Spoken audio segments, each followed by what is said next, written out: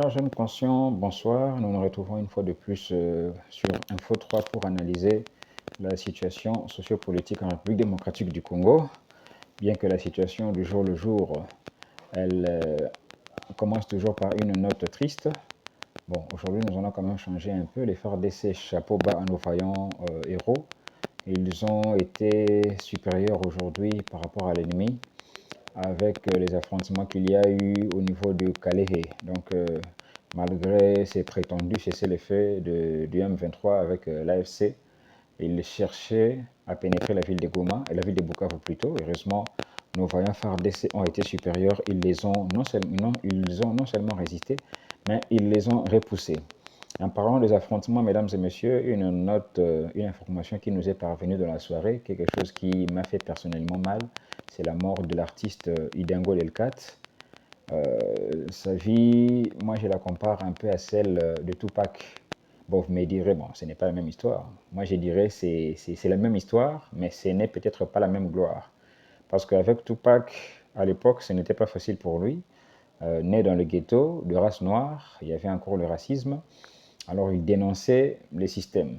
Alors, le combat de Tupac, c'était pour dénoncer ces systèmes qui, de manière provoquée, sciemment, donc l'élite maintenait le petit peuple dans la pauvreté afin que ceux-ci se sentent assujettis.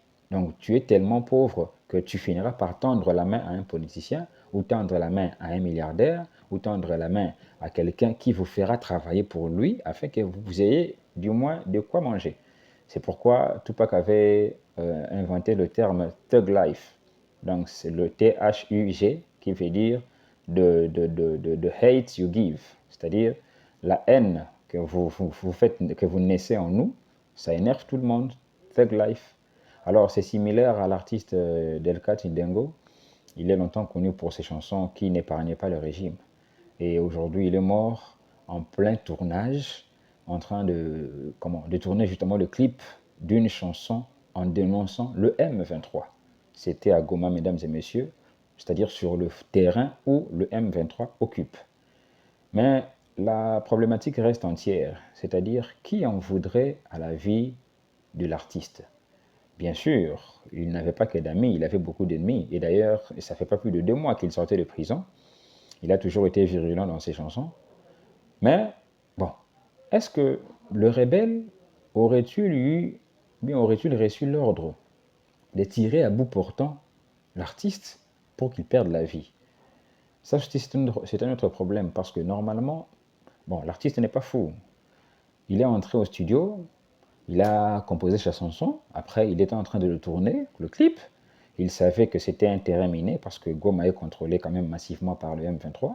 Il est conscient que les rebelles n'apprécieraient pas son opus. Il a pris ses risques. Mais en prenant ces risques, il n'est pas fou. Moi, je me dis peut-être qu'il se disait, le pire, c'était l'arrestation, comme d'habitude. C'est un habitué des prisons. Avec le régime Tshisekedi, dans le passé, c'est un habitué des prisons.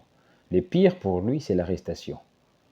Mais il n'avait peut-être pas songé que ça serait fatal.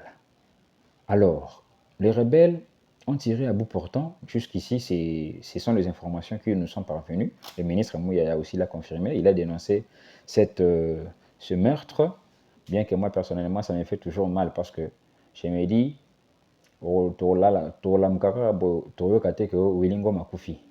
bien carrément, Yemoko peut-être Bissi Makufi.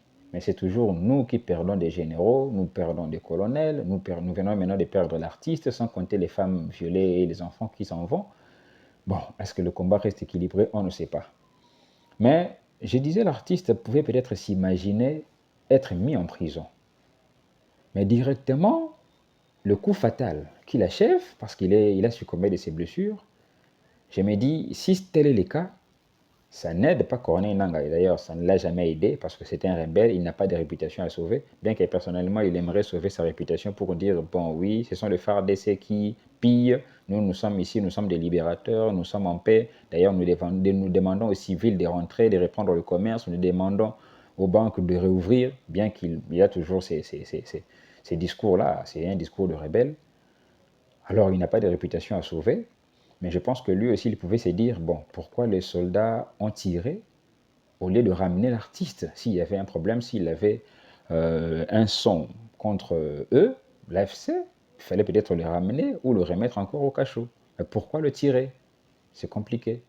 Bon, jusqu'ici, je viens de lire dans la soirée quelques sympathisants AFC qui essayent maintenant de rejeter la faute au Ouazalendo, disant que le Ouazalendo, par brutalité ou compte à rendre avec le FARDC, ils ont tiré et balle perdue sur l'artiste. Mais bon, une balle perdue, ça n'explique pas tout. Bon, pourquoi ils pouvaient seulement s'entremêler au côté où l'artiste tournait son clip? Bon, est-ce que Corneille Nangaa aurait donné l'ordre pour que le rebelle descende de l'artiste directement?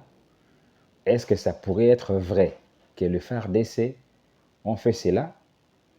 Bon, qui pourrait peut-être en vouloir à la vie de Del Canto pour saboter les efforts de paix entrepris par le prélat catholique? Des questions que de questions, mais malheureusement l'artiste n'est plus, il est parti. Il est le Tupac congolais parce qu'il a sacrifié sa carrière pour parler, pour chanter les problèmes du Congo. Il est le Tupac congolais parce qu'il ne courait pas derrière peut-être de grandes gloires ou de grosses prestations pour se faire de l'argent. Lui, il ne parlait que Congo. Il était emprisonné pour le Congo et aujourd'hui il est mort d'une balle comme Tupac pour le Congo.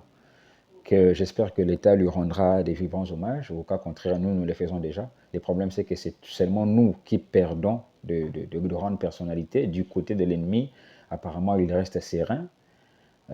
Si nous restons encore dans les si l'État congolais équipait l'armée et que celle-ci combattait contre l'ennemi et que celle-ci empêchait l'ennemi de pénétrer Goma, aujourd'hui Del Canto serait encore vivant. Mais comme la ville n'est plus congolaise, elle est entre les mains de rebelles, Del Canto, Idengo, on a payé le prix. Mais pour celui qui en voulait à sa vie, afin peut-être de saboter les efforts de paix, ou bien les démarches de prêtres catholiques, ou peut-être c'est un ordre mal exécuté par les rebelles, ou réellement si c'est de faire d'essai, peut-être que les enquêtes pourront en dire un peu plus. À demain.